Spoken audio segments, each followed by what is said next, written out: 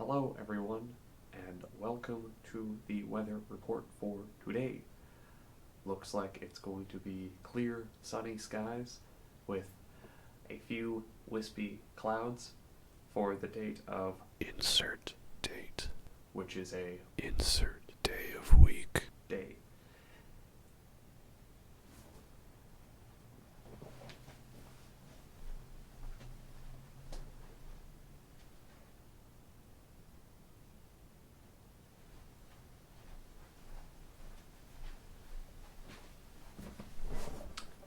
Oh, that's right. I live in Canada. We don't have weather here.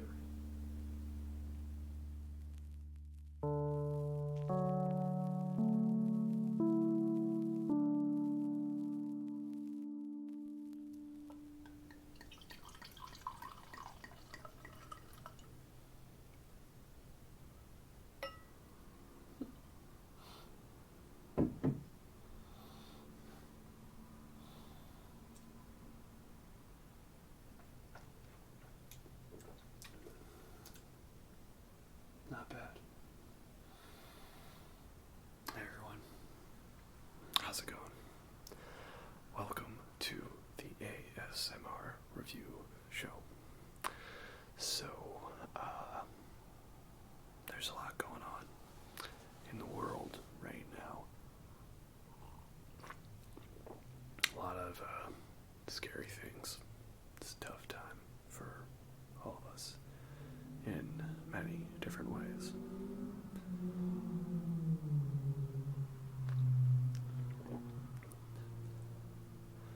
I hope you're doing what you can to stay safe and look out for yourself and for your fellow humans. Because at the end of the day, we are all human. We should be all on the same side, working towards the betterment of humanity, but such is not the case right now, unfortunately.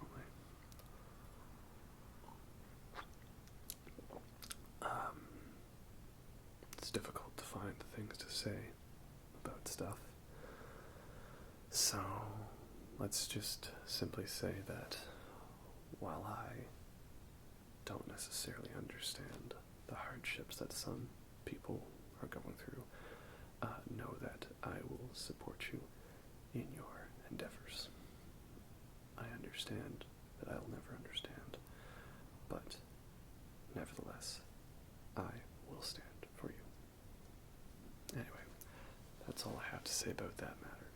Let's get into the topic of today's video, which is, I figured that with all the craziness going on, perhaps it might be best to have a nice drink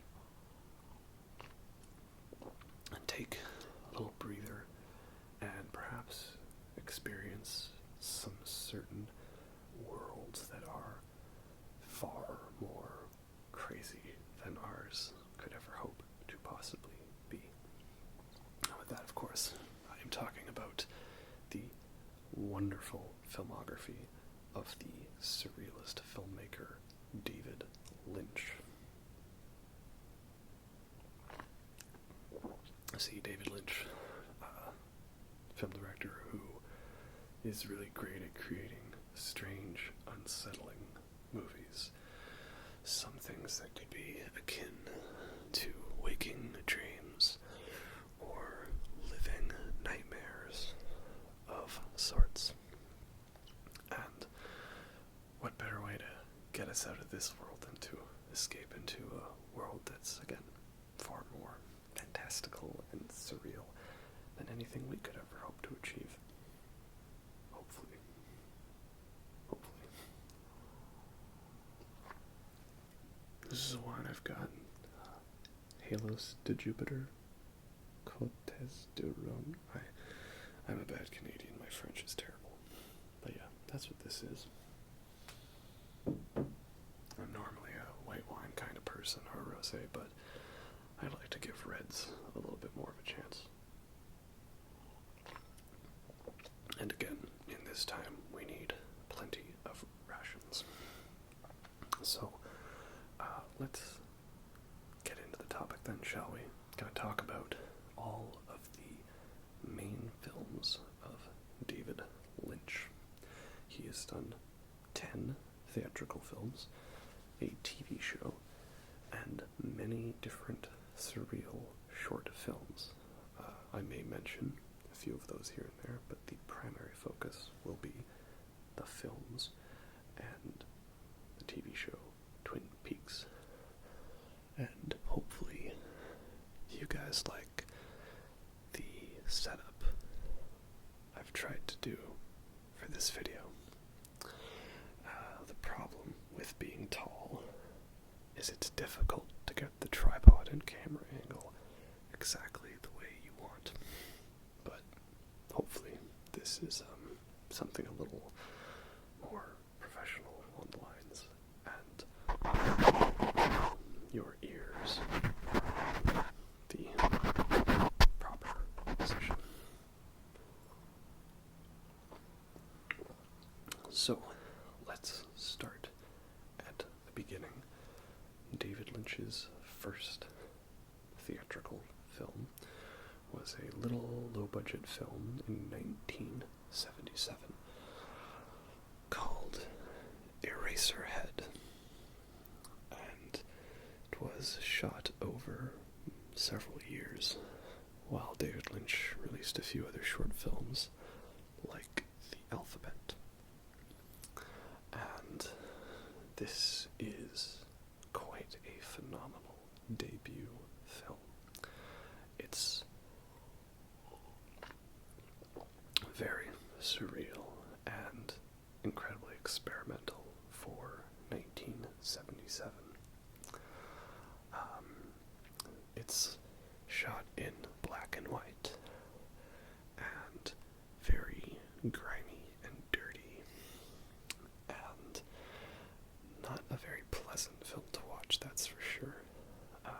I found it quite hard to sit through first viewing, and I don't know, I was having eggs and bacon for breakfast the next day, and I just couldn't finish my meal because I was a little bit disgusted by the film, to be honest. But that's what you're there for with this type of film. See, if you saw one of my other videos, I've mentioned before that David Lynch is one of the best directors for being able to make the audience feel a specific emotion that he wants you guys to feel. So, if he wants you to feel confused and afraid, he will know exactly how to set up a scene that leaves you feeling confused and afraid. And perhaps at the end of a movie, there might be some angelic music and a choir of angels and this feeling of elation.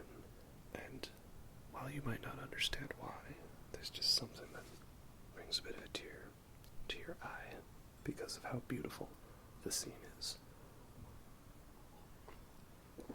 And in essence, that is why I love David Lynch as a filmmaker, because he truly gets the idea that film is a visual medium. It's art. It's a moving picture, you know. Yes, films can be for entertainment, but at the core, they are art. And he is able to demonstrate that so beautifully. So, Eraserhead, and of course these are all my interpretations of what I got out of the films. Eraserhead is, to me, about the fears of suddenly becoming a parent. The very surreal, trippy intro to the film could, in a way, be some kind of, coitus scene, that sort of thing. Just watch it with that image image in your head, and the imagery should speak for itself. And then it has a birth metaphor. So that is the beginning of the film, and then the rest of the film we are with this character called Henry,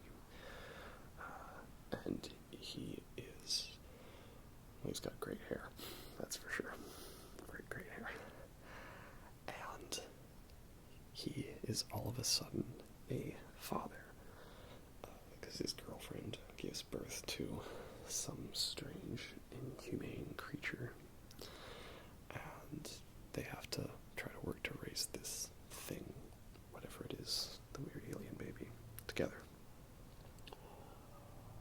So there's a lot of scenes that are kind of creepy and terrifying, but it is meant to get you, the viewer, to feel the fear of suddenly becoming a parent, because that is a scary thing. You're suddenly thrust with the responsibility of someone else's life, and it's in your hands for you to watch after, and no one else has that responsibility. It's yours. So that's the general idea around the film, I think, at least. He unsettles you because he wants you to feel fear and to be unsettled and uncomfortable. And yeah, the movie really succeeds at doing that. It's a really great film, but I don't know if I would call it one of my favorites, because it's not one that I would just throw on to watch casually. Like, I'd have to be in a mood for it, or watching it with the purpose of showing it to somebody else. But don't get me wrong, it is great. It's just, there's certain movies that are really good, but you're not really going out of your way to watch them. Like Schindler's List, for example. Amazing movie, one of my favorites, but not one that I'm gonna, go out of my way to watch. Especially 3 hours of something like that. It's uncomfortable for a reason. But good art is not necessarily pleasant. Sometimes it has to remind us of the difficulties we have to overcome in life. But perhaps by empathizing with others through art, we can learn to better understand ourselves and become better people in the process. Or something like that.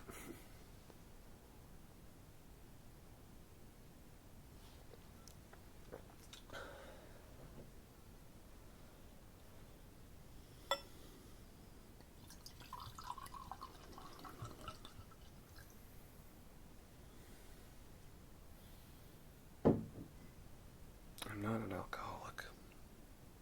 I just like talking about movies. Okay, so next film from David Lynch was from 1980, and this was The Elephant Man, which is still surreal and trippy, that's for sure. But the emotion that you get out of this film is about as far away from that of Eraserhead as possible. See, I sometimes like to indulge my friends in what I call the David Lynch drinking game, which is very simple. There's only one rule, not 7 different things like the Lord of the Rings drinking game.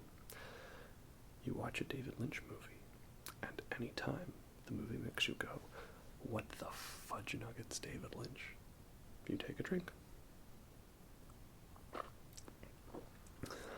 It's that simple. So I even ranked them in terms of what I feel is the difficulty to get through. I'll perhaps share that with you if you stick around to the end of the video. We'll slow down there for a second. So actually, the problem is that Taris forgot to talk about the rest of the drinking game in the video. So just gonna throw it in right here, somewhere like that. And then you can like figure out which one you want to watch from there and, see what it's like. Anyway, sorry about that, back to the regular video. So for the Elephant Man, the what the fudge nuggets moments are far and few, mainly in the intro of the film. But there is one big moment towards the end of the film. And the reason you will be asking questions is because you will be saying, "What's going on, David Lynch? Why is there this field of tears and water in front of the screen? And why is it running down my face?" Because this is a very sad film. It is loosely based off of the true story of John Merrick, who was referred to as the Elephant Man because he had this medical condition and his face and body were very deformed, and this was back in 1800s, I think. I don't remember the exact year of the film. And unfortunately that meant that he was quite outcast from society for being different and being judged purely by his appearance, not for who he was. And it's a very sad thing when we judge people purely on appearance or the color of their skin and don't accept people for who they really are, and we boil it down to a few nitpicky qualities or characteristics rather than the person as a whole. That's what this film is about. So it's his story about trying to sort of survive in this cruel world, and Anthony Hopkins plays this doctor who wants to help him. The Elephant Man himself is played by John Hurt in fantastic practical makeup and effects. And there's a brilliant use of the piece called Adiago for strings, I believe. It was used to quite great effect in the film Platoon, but it's also in this one. So it's a really great film, and quite sad, emotionally hard to get through. But again, sometimes we need to have a good cry at a film to help us understand ourselves better. So it's a lot more straightforward than Eraserhead. You won't be asking, why is this character suddenly here? And why are we in a stage? And why did this guy's head pop off and a little baby snake thing come out of his neck?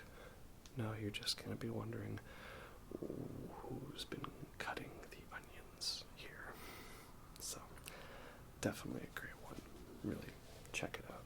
Check out all of these films, that's for sure. Next up, from 1984, Dune, which is a adaptation of the sci-fi novel of the same name by Frank Herbert. So, Dune is the black sheep, the outsider of David Lynch's films. And that's because he didn't get much creative control over the final product. And the studio heavily interfered with his vision. And it was a very miserable experience for him. So he doesn't talk really about the film anymore. Pretty sure just flat refuses to talk about it. Similar to how David Fincher doesn't like to talk about Alien 3. Similar circumstances. And it is unfortunate because I do think that Dune is an enjoyable movie. I wouldn't call it good, per se, but it's fun. There's a charm to it, as long as you understand what you're getting into. So, a bit of context first. Frank Herbert wrote the Dune novel, and there was a push for a while to adapt it into a movie. Most notably, Jodorowsky, Alejandro Jodorowsky. I know his last name's Jodorowsky. You'll forgive me that I'm bad with names sometimes. Anyway, Jodorowsky tried to adapt it into a film. And the interesting thing about this is the project never came to fruition. And there's a documentary about this that you can watch. It might still be on Netflix. Maybe. I haven't seen it yet. But the idea was that Jodorowsky got different artists to design each of the planets in Dune. Because Dune is basically Game of Thrones in space, before Game of Thrones was a thing. And the Harkonnen world, which is like the bad guy planet, he wanted H.R. Giger to design the Harkonnen planet. And this never happened, of course, because the project fell through. But on the pre-production set of Jodorowsky's Dune, that is where Dan O'Bannon was introduced to H.R. Giger and his work. And Dan O'Bannon was working on a script for a monster movie in space. He'd previously worked with John Carpenter on Dark Star, which he didn't like the way that turned out. He wanted to do Dark Star, but really scary, and really well done, high budget, very accurate. And so he was writing this screenplay with Ronald Shusett, and they came up with the idea of an alien sneaking on board the ship by implanting itself onto another member and then bursting out of this crew member's chest. And then Dan O'Bannon saw the picture Necronomicon, or Necronom 4, by H.R. Giger, and thought that is who should design this alien. And that, of course, then became the alien monster in Alien. So if it wasn't for Jodorowsky's Dune falling through, we might not have gotten the meeting between the writer and designer of Alien to eventually get what we saw in the film. There's a fun little trivia divert for you there. How about David Lynch's Dune? Well, again, it's a flawed film because some of the effects hold up pretty well, and some of them are a little dated. There is quite early CGI that doesn't really hold up well, unfortunately. And story-wise, it's very all over the place because it's taking a huge book and trying to condense it into barely over 2 hours of film. There has been like a TV edit and a fan edit where they took all these extra scenes, put them in to create this 3-hour version of Dune, but I have not seen that yet. I'm not sure if I will, because just because you can add all these extra scenes in doesn't mean it's necessarily going to flow properly. Like, the pacing could be compromised. So, yeah, kind of rushes through the story a lot, and the characters are a little weak. But it's got a really cool world, and I like the design of things. And you've got a desert planet with giant sandworms that devour anything. Like, that alone is a really cool thing. And you got a young Patrick Stewart awesome because he's Patrick Stewart and he's great. You have Kyle MacLachlan as Paul Atreides in, I think, his first main role, and Kyle MacLachlan would go on to become a David Lynch regular in his films, so that's really cool too. Like I say, I kind of lump Dune into the flawed but enjoyable fantasy sci-fi genre of the 80s. A lot of films like that, like, Labyrinth, or Crawl, or Excalibur, or Legend. All kind of sci-fi, or fantasy, or a bit of both. And they're 80s, and they're fun, and they're enjoyable, but you know that they're not perfect, but it doesn't stop you from loving them. All of those movies I didn't even grow up on. I saw them later as an adult, and yet I really enjoy them. There's a simplistic charm, and isn't that nice when you can just enjoy something for what it is, and just, reminisce on the good old days. Just enjoy yourself a little, right? So yeah, Dune is by far the weakest David Lynch film, but it's still enjoyable. And it has enough of his signature weirdness in production design that still feels like a David Lynch film. As for the topic of the Dune remake, I am very excited for that, because Dune has potential as a proper good film, and it is being directed by Denis Villeneuve, a French-Canadian director who is one of the best working directors today. His resume includes Prisoners, Enemy, Sicario, Arrival, and Blade Runner 2049. I saw Prisoners, having never heard of him before, and that movie blew me away. And then I heard about Sicario and Enemy, saw those, also really great. Shows how he can do a realistic military movie and also a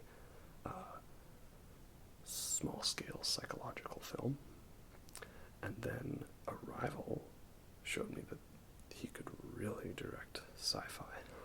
And then, while at first I was disappointed by Blade Runner 2049 because I was comparing it to what I expected rather than what it actually was, I soon realized that that is one of the greatest sequels of all time, and I can't wait to see what he does with Dune, so here's hoping that turns out well. So, Dune didn't quite work out for David Lynch, unfortunately, but thankfully he was able to make one of the biggest recoveries with his 1986 film, Blue Velvet. Blue Velvet, I would say, is the quintessential David Lynch film, because it is the perfect balance of having a straightforward story. It's a murder mystery film. Somebody's gone missing, somebody may have been murdered, and this high school kid steps up to save the day and solve the mystery. But there are so many intricate details of weirdness and strange imagery and uncomfortable moments and vibes throughout the film, and some very dark material. So, really, this film perfectly balances every element of David Lynch. If you are going to check out his filmography, then I would recommend Blue Velvet is the film to start with. So, as mentioned, the plot concerns a high school student, played by Kyle MacLachlan, and with the help of his high school crush, played by Laura Dern, also a David Lynch regular, is trying to solve this mystery because he finds a severed ear in a field when walking home. And this soon leads to him spiraling into a hidden underworld of crime and shadiness that he never knew about before.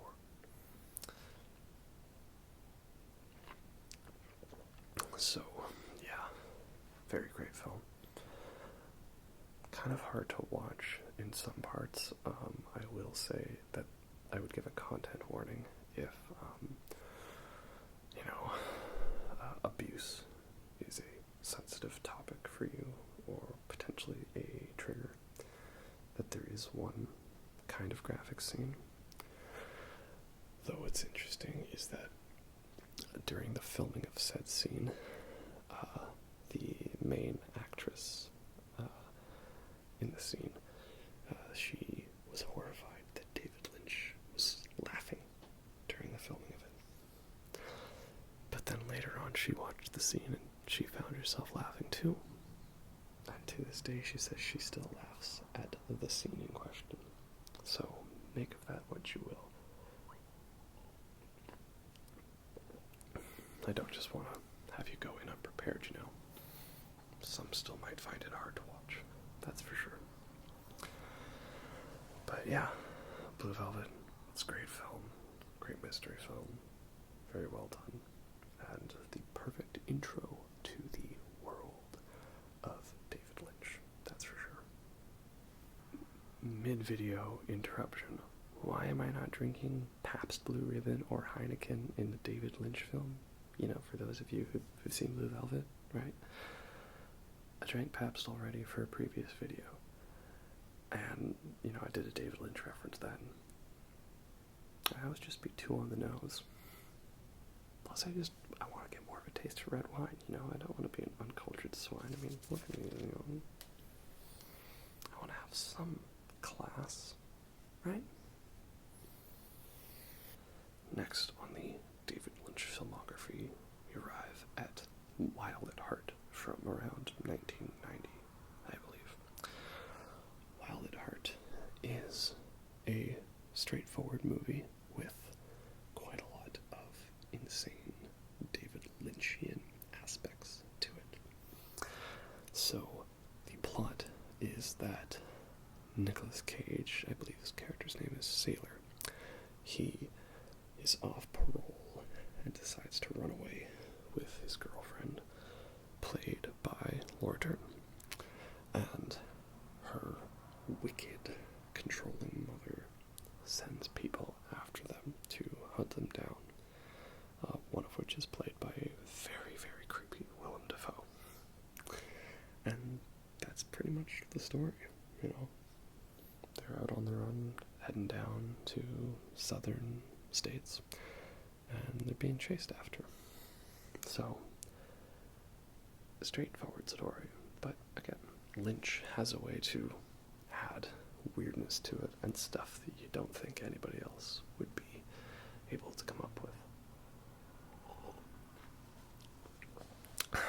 So, yeah, it's a good film. I don't know if it's one of my favorites of David Lynch. And perhaps because I don't necessarily find there's a deeper meaning to it, although I won't spoil it because I think it's a spoiler to say, but there's another film that you'll start noticing some references to throughout Wild at Heart, and then by the time you get to the end, it's like very obvious that David Lynch is trying to reference this specific classic film from the 1930s. So again, I won't say what it is. You should watch the film yourself, but you'll know it when it happens if you somehow manage to avoid ever understanding concepts of this film that Wild at Heart is referencing. Then I'm trying to think of something clever, but I've got nothing right now. Yeah, so it's really great. Best part about Wild at Heart is getting to see Nicolas Cage go into full-on Nicholas Rage mode, if you know what I mean. He's quite the crazy character in Wild at Heart, and has some great freakouts, and some lines, and some yelling moments, So, I would say it's an enjoyable watch, but perhaps a little on the average side compared to something like Blue Velvet or Eraserhead. Still pretty good, though, that's for sure. Next, we take a break from talking about David Lynch films, and we talk about a David Lynch TV show, Twin Peaks, which I talked about recently in another video, as this would be a good series for you to watch right now, because if you're sitting around waiting with nothing to do, you may as well watch a good show, especially one that is so strange and out there that perhaps it might make a little more sense in this world of ours. So, Twin Peaks is a murder mystery show. Laura Palmer, the homecoming queen and most popular girl in school in the small northern town in the U.S., she is murdered. And that's the question: who killed Laura Palmer? And Special Agent FBI Agent Dale Cooper, played by Cal McLaughlin, is sent in to investigate. A whole bunch of crazy David Lynch shenanigans ensues. And I like the style of Twin Peaks because it's simultaneously the early 90s and the 50s, which is something you'll probably notice in Blue Velvet and Wild at Heart as well. It's just something about the way the characters look and the way it's shot. It's a very odd style, but that's why we love David Lynch for doing that. So, yeah, there's 2 seasons at first for Twin Peaks. The second season is a bit of a mixed bag because David Lynch didn't get to direct as many of the episodes, and he didn't get much creative control towards the end. And don't worry, I won't spoil it because you should watch the show, but from my understanding, David Lynch either wanted to never reveal the identity of the killer, or he wanted to keep it a mystery for longer. And the studio forced him to reveal the identity much earlier than he wanted. And you can kind of tell because there's a bit about halfway through season 2 where the plot suddenly shifts gears from being about Laura Palmer to a completely different antagonist. And it does feel very forced and out of nowhere, like they were trying to come up with material to extend the show for a specific number of episodes. And yeah, there's a lot of cool weirdness and stuff going on, especially compared to season 1, which is pretty straightforward. But it is unfortunate to get the vibe that you're watching filler. This might hurt some of your feelings, but I'm not really much of a TV show person. Lots of times they have long stretches where not much happens, and it's difficult to stay invested during those moments. So, I'm not really one for TV shows normally, and the second half of season 2 of Twin Peaks definitely drags a bit. I kind of found myself having to be forced to stay invested. But it all comes together for the final episode of Twin Peaks. Won't spoil it or reference to what occurs, but like the last episode, Twin Peaks goes full on classic Lynchian nightmare, and it is really something to behold. just to really shine it on, season 2 ends on a huge cliffhanger. And the intention was to always end each season on a cliffhanger in the event that they got renewed for another season. That's what happened with season 1 of Twin Peaks. It proved to be quite popular, and so they made a second season. But season 2 of Twin Peaks was not greenlit to have season 3. So if you've seen the show, you know how crazy the ending of season 2 is and how much of a cliffhanger it ends on. But yeah, it's pretty intense, not gonna lie. So in 1992, when the announcement of the movie Twin Peaks Fire Walk With Me was announced, they were hoping, fans, that maybe some questions would be answered, and maybe we'd get some closure on some of the mysteries. But this is David Lynch we're talking about. Nothing is ever that straightforward. So yeah, Twin Peaks Fire Walk With Me is a prequel to the TV show. And there's sort of two parts to it. The first part follows different agents investigating a different murder that we heard about in the show and that may have been connected to Laura Palmer's murder. So that's the first part, and it doesn't take place in Twin Peaks. It's a neighboring town. And then the rest of the film shifts to following the last few days of Laura Palmer's life. And I cannot remember for the life of me the actress who plays Laura Palmer. I think it might be Shelley or something. I'll look it up later. I'm kind of bad with names. But Laura Palmer's actress should have gotten an Oscar for her role in the movie. She is amazing. She has to be like constantly terrified of her situation, and it's really heart-wrenching seeing the days leading up to what we know will be her murder, and very emotionally heavy. And for some, you might be disappointed in that you don't know if it answers all the questions.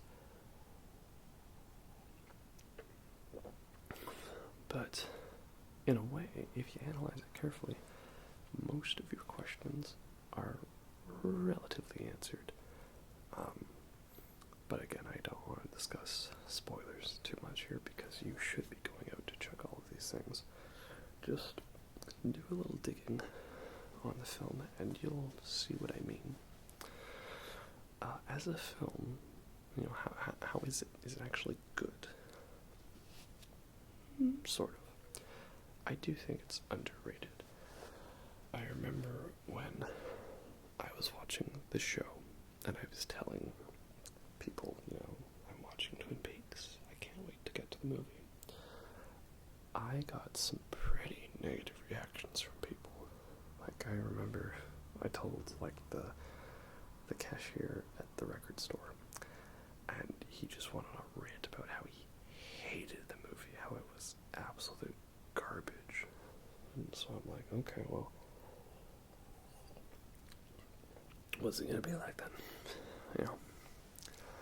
And I think it's best encapsulated in the opening shot of the film. We see a television static screen, and as the credits roll, the camera pulls back, and then all of a sudden the television is smashed with an axe. That's David Lynch's way of telling you this ain't no TV show anymore. This is a film. We're doing this my way. So yeah, it's decent. Some of it feels a little weird for the sake of being weird. And there's a couple of plot points that feel a little forced. Like, without spoiling, there's a moment where all of a sudden a character is here in the situation. He just showed up. How did this character know to be here? How did this happen? I don't know. He read the script. You see that over there, right over there. That's the script. He read it. So, yeah. But, it's still really messed up and Lynchian and surreal, and that's ultimately what you want out of a David Lynch film. Just, if you're gonna do that David Lynch drinking game I talked about earlier, don't do that and watch Twin Peaks Fire Walk with me if you've never seen the show. I had a group of friends who were insistent on doing that, and I told them that would be bad. And let me put it this way, about 20 minutes in, they gave up on playing the game and just, drank regularly and didn't really even pay attention to the movie, because it was like, who's that character? Who's that? Like, the film doesn't really, introduce people, because you're supposed to watch the show. It's a prequel. That's how prequels work. They work on your knowledge of having seen the original, and it kind of really absolutely defeats the purpose if you're just going to go and watch the original and not understand the proper things of that, because they're going to introduce things you're not going to understand properly, and then it just totally ruins it, and you're trying to watch the movie and enjoy it, but then everyone's complaining about who's this character and who's that character, and you're just, what is this, what's going on, what's this, and it's just really, really, really, really, really annoying.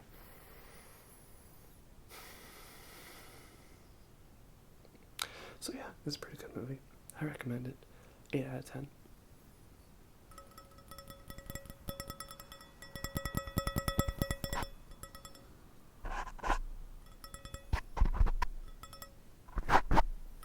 This is an ASMR channel, right? I should try to do some sounds to it besides my usual rambling of media, per se. So, next David Lynch film is in 1997, and it is Lost Highway, which is another one that is kind of mixed in the reception to it.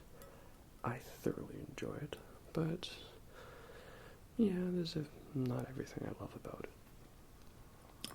Story of Lost Highway is there's this couple that is getting these cryptic videotapes left on their door, and it's footage of someone like walking up to their building at night and even walking inside their home while they're asleep. So they're obviously pretty disturbed by this. And then what follows is a insane trip down the David Lynch nightmare rabbit hole. It has one of the all-time best and creepiest scenes in a David Lynch film, with that of the character of the Mystery Man. He shows up at a party and basically tells our main character, played by Bill Pullman, that while he is there, he's also at his house right now. And so he gets him to call his phone, and yeah, it's just such so great at making you feel uncomfortable. And again, I say that's what David Lynch does. He makes you feel the way he wants you to feel. And yeah, Lost Highway really gets under your skin in that way. Very surreal, very trippy, very uncomfortable, very erotic, quite the thriller. And it's got quite the killer soundtrack too. It's got The Perfect Drug by 9 Inch Nails. There's a Smashing Pumpkins song that was written for it, I believe. I can't remember what it's called. And it has the Marilyn Manson cover of I Put a Spell on You. Basically, there's another David Lynch film we'll talk about soon that is my favorite, and what I think is his best. Not his most accessible, or the way to start. That is Blue Velvet. And Lost Highway, I think of as like him taking a sort of leap towards what he would accomplish with this later film that we're going to talk about. It features many traits like characters suddenly being played by different actors, names of people switching, personalities changing, erotic thrillers, a great soundtrack, and a love for filming in Hollywood. Yeah. Lost Highway is a great film, but, it's not perfect. Sometimes it feels a little surreal for the sake of it. But I'd put it in the upper tier of David Lynch's filmography, that's for sure. And on the topic of the soundtrack, I forgot to mention that it has a really great opening credits song by David Bowie, 90s Bowie, who I need to listen to more of, because it's quite an interesting sound that he's got. So yeah, check out Lost Highway for a very scary and surreal journey into the unknown.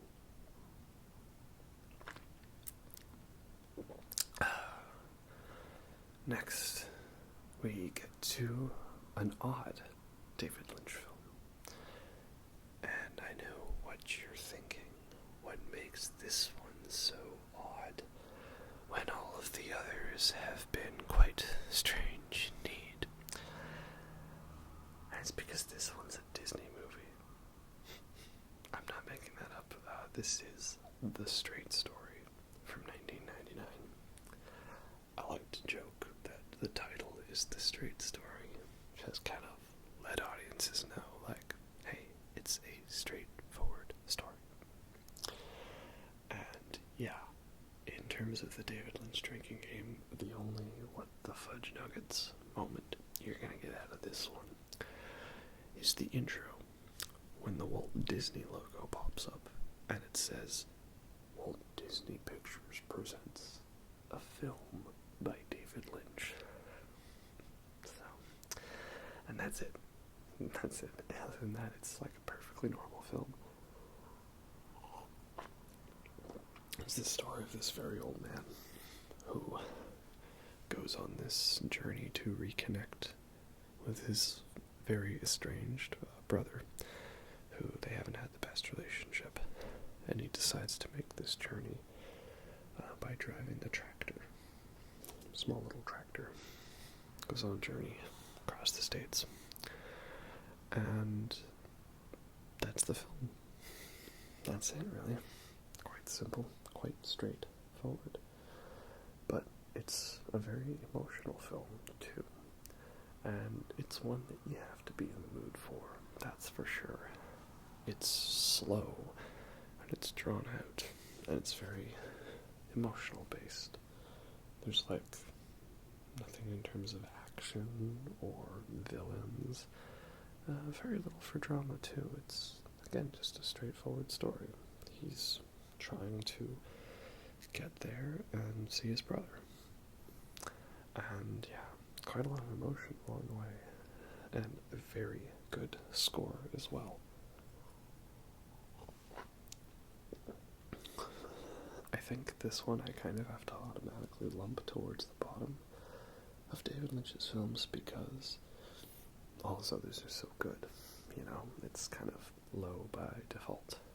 Not because it's bad, but because there's so many other good ones. And yeah, I recommend it. I mean, it's a good movie. It's enjoyable and simple. Just, try to enjoy it for what it is. I think David Lynch said it was the most difficult film for him to make, probably because he had to try to give himself restrictions that he wasn't necessarily used to. I give him credit as a director for trying to do something that was outside of his comfort zone. When you find something that works, it's quite the tendency to stick to it. And it takes quite a lot to step outside of the circle you're used to living in and perhaps open yourself up to some new experiences and new ways of thinking. It takes quite bravery. Perhaps we should all aspire to do something like that in our lives. Take a minute to step outside the boundaries of what we know as normalcy, if that makes sense. Now we get to, in my mind, the best David Lynch film, my personal favorite, one of my top 5 all-time favorite films. This is from 2001. It is Mulholland Drive. So, the interesting thing about Mulholland Drive is originally it was supposed to be another TV show similar to Twin Peaks. And what was originally filmed is what would have been the pilot episode. And then from there, Lynch decided to turn it into a full film and shot new material to create this full-length film. And what we have is the story of the rise and fall of what it means to be a star in Hollywood. And this is a film that has every single one of his trademarks. And it perfectly demonstrates everything I love about his style. Throughout the film, it's difficult to discern what exactly is reality and what is not reality. And then there's characters who all of a sudden are played by different characters or different actors or referred to by different names, and they have new personalities, crazy things like that. So it's always shifting perspectives, so you can't necessarily know what the real story is. And there's great trademark David Lynchiness, weird stuff. There's a scene at a diner featuring 2 characters who, at that point in the film, you haven't met yet.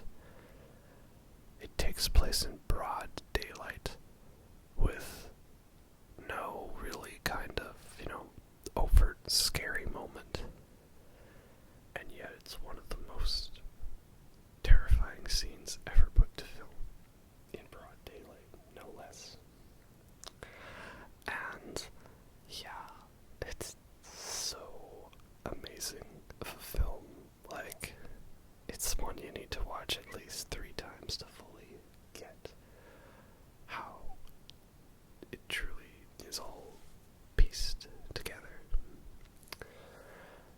See, the general plot is we're following this new actress played by Naomi Watts, and she's come to Hollywood to be a star.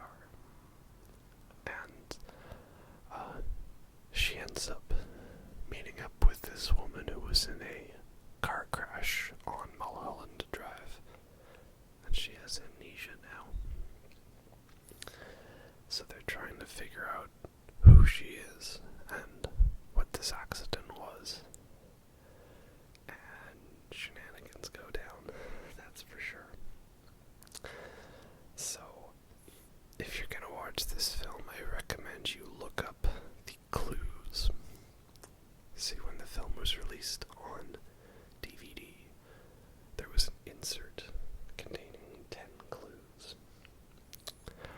And these will not spoil the film, but give you a better grasp of how to understand the film and its meaning.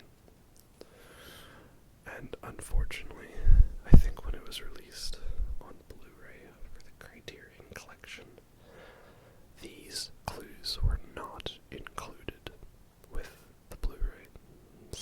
That's unfortunate. So, definitely look these up, because I think they're important. Yeah, so that's mainly what I have to say about it. What do I enjoy about it? Why is it one of my favorite films of all time? Because,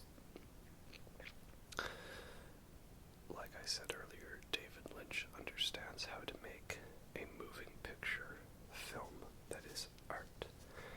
He knows how to manipulate the audience into feeling what he feels, so we can go from being terrified to elated to relieved to, something comedic.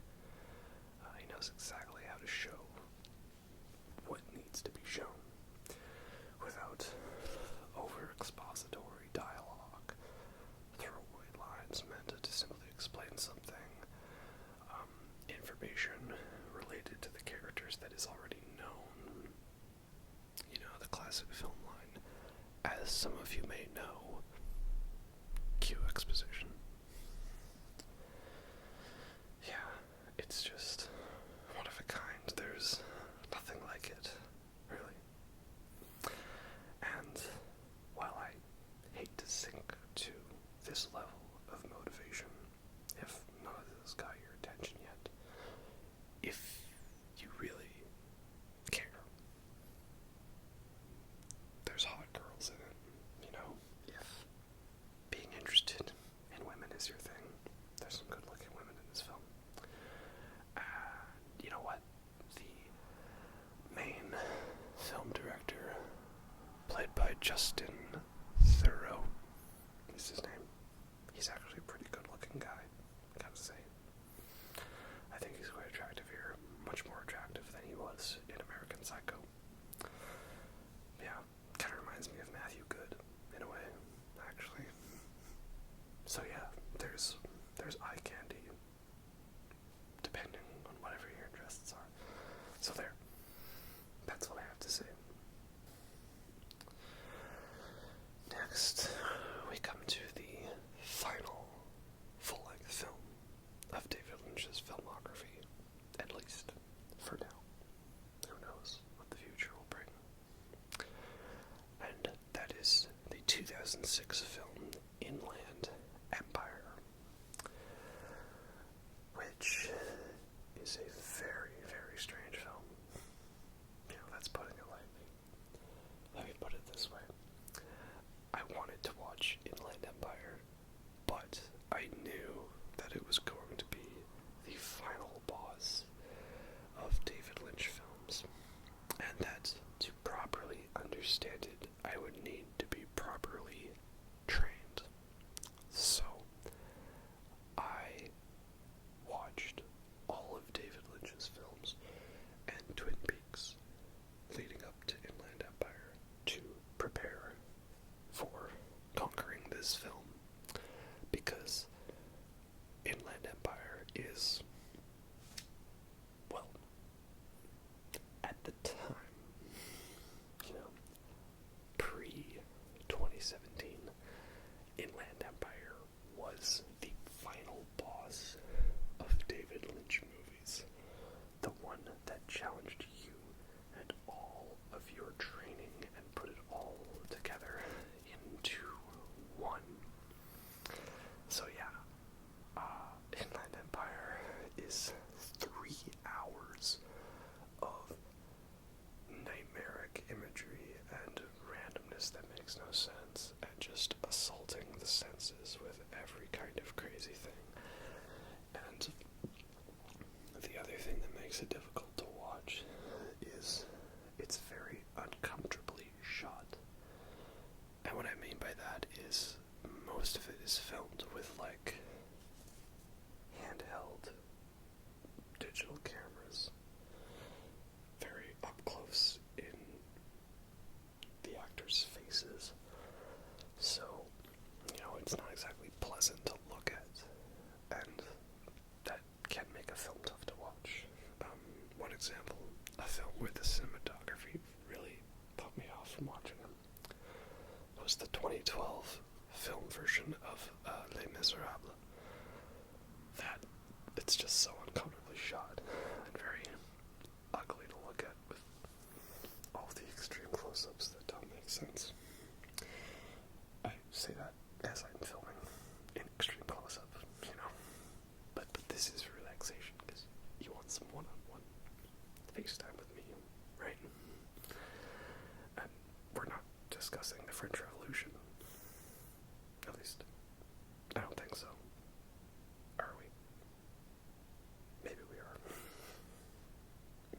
Bastille Day. Again, July 14th, right? Anyway. So, yeah, Inland Empire is also similar story to Mulholland Drive, because the main character, played by Laura Dern, is an actress trying to make it big in Hollywood. You know, we're sensing a pattern here. And this one's way more off the rails than Mulholland Drive. Perhaps a little too off the rails. See, Inland Empire might have a grander emotional impact at the end, but Mulholland Drive is a little easier for me to watch and digest. You know, it's the perfect balance of crazy but accessible. Whereas Inland Empire, I watched it after training for the final boss of David Lynch films, and I loved it. It was amazing. It was such a great movie, and I was debating whether or not I liked it more than Mulholland Drive. But here's the thing. In all these years since I've seen it, I have never rewatched all of Inland Empire. And I might eventually, maybe if I can convince some poor soul to experience the nightmare with me. But, yeah, like I talked about earlier with Eraserhead and Schindler's List and, like, Irreversible, they're amazing films, but not really ones you need to rewatch, or you'll go out of your way to just rewatch it random. Right? So, that's my only shortcoming, I can say, against Inland Empire. Now, the other thing as well that confuses me is it's a common thing for you to go online and type in such and such film explained. And the primary explanation I see of Inland Empire, at least the last time I looked, which was probably 5 years ago, it's not my interpretation of the film. I don't want to spoil it, but here's the main idea I want you guys to have in your mind if you're going to watch it.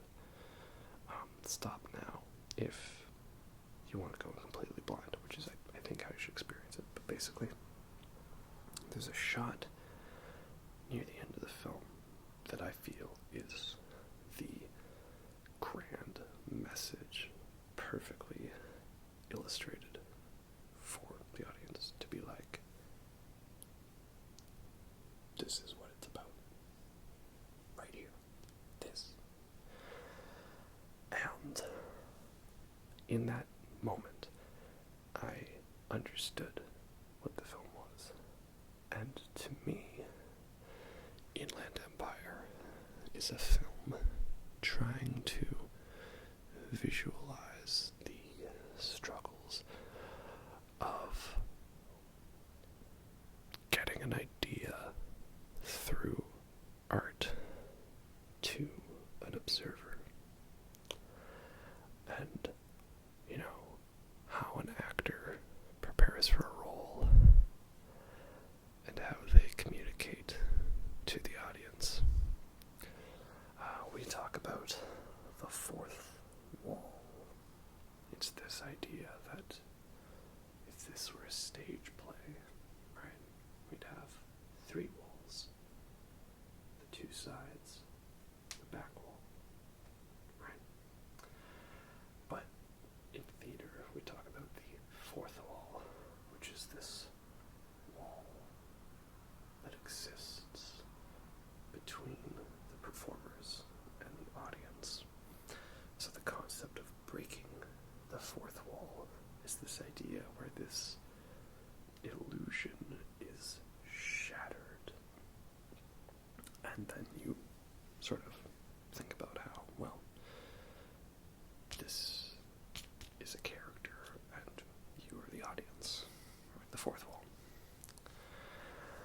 And in a way, we have to shatter this fourth wall to communicate to you, the audience, right? How do we get to you? And that's what Inland Empire, I think, is trying to visualize, the struggles of taking the idea and the concept and getting it to you, the audience, and then trying to have it so you, in turn, are affected by it in an emotional way. So, something like that, maybe, who knows? Again, it's up to interpretation. But that's how I see it, at least. I think it's a very poignant message, and illustrates the struggle for anyone creating art and content of any sort, right? How do we reach people? How do we connect? Because we want to stay connected, right? Humans weren't made to live apart. We were meant to come together, stand together as one. And that's what I think Inland Empire is about. Maybe. Who knows? Okay, but wait. So we talked about the films, right? And we talked about all the films. David Lynch hasn't made a full theatrical film since Inland Empire. So, where does that leave us? Well, two things. One, I thought it would be worth mentioning the David Lynch documentary called David Lynch, The Art Life. It's a small little documentary where we see footage of David Lynch making different types of artworks in his house while he narrates the story of his life. Not his entire life, just his upbringing from birth to just before he started filming Eraserhead. It's obviously an odd piece, as, Lynchian standards would go. But it's a nice little thing. You get to see him work on art that's not film. It's like, physical. Not really paintings, but something like that. I don't know how you would describe it. But you get to see him work on things like that and kind of understand where some of the influences in his life led to him making some of his filming ideas. So I'd say it's worth a watch. David Lynch, The Art Life. But the main thing to talk about is Season 3 of Twin Peaks.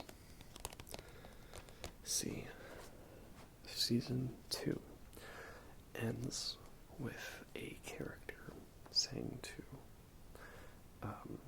Kyle MacLachlan, Agent Dale Cooper, that they'll see him again in 25 years. And so, for a long time we wondered, what did this mean? Was there going to be a Season 3 of Twin Peaks? And at first, it looked like it might not happen, because HBO wasn't going to give David Lynch the budget. Sorry, Showtime, not HBO. It's HBO, Showtime, no. Paramount, Showtime, CBS. Okay, anyway. Point is, the company wasn't going to give David Lynch the budget he wanted, or the creative control. So David Lynch said, okay, not happening. Fans demanded that David Lynch be given the chance to do it his way. And thankfully, stronger minds prevailed, and we were given the full David Lynch experience with Twin Peaks. So, I talked a bit about Season 3 in a previous video, but to recap, I might have some spoilers for Seasons 1 and 2, because the nature of Season 3 is that we're talking about what has happened after Season 1 and 2. So,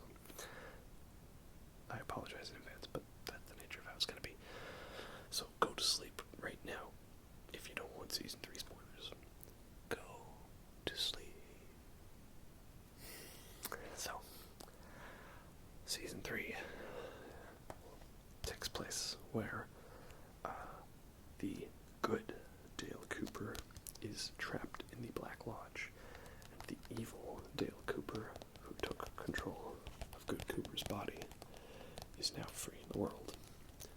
So, it's of course 25 years later, and the good Dale Cooper's figuring out a way to come back to the real world.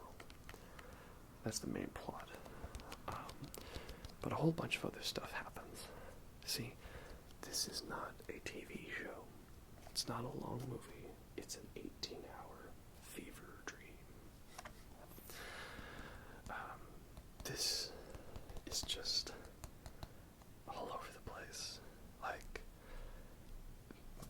Twin Peaks Season 3 breaks all rules on what you can do with a TV show. And it's really quite fascinating. Like, you'd think a TV show would focus on a protagonist, a main character of sorts. And then Season 3 comes along and says, we can have an episode where a protagonist appears for about 10 seconds and has no lines. And he spends most of the time in some kind of weird coma of sorts and isn't himself. And then, Twin Peaks says, hey, what if we just show, like, random footage of bands playing at a bar in town because, David Lynch wanted some musical guests of bands that were inspired by Twin Peaks. And he wanted Nine Inch Nails on there again. So, why not? And, Twin Peaks said, hey, why can't we have, 10 minutes of atomic bomb footage and, like, weird slow motion black and white footage and stuff like that. Yeah. And then, just to make it even crazier, no spoilers for Season 3, but they somehow managed to top the cliffhanger of Season 2. If you're here, I'm going to assume you saw Season 2, so I can say that the cliffhanger for Season 2 was, of course, Cooper being revealed to be evil Cooper, him constantly asking, how's Annie? How's Annie? And this has a cliffhanger even crazier. Yet, it's also one where if you interpret it a certain way, maybe it's not. That's a very difficult discussion as to what this show is about and what it means. But yeah, Season 3 of Twin Peaks is everything I wanted it to be.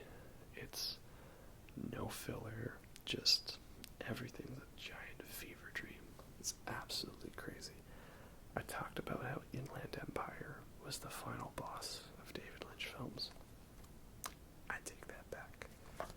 This is the final boss of David Lynch because this throws everything that he has to offer at you. It is so gloriously beautiful. I can't believe that we actually got to experience this. Yeah, it's really quite something. I really can't believe it, that it happened as is. So, now we find ourselves here today in the world of 2020. David Lynch has not really done anything new as of late. He had a couple of short films that he previously made, which have now been released online or on Netflix.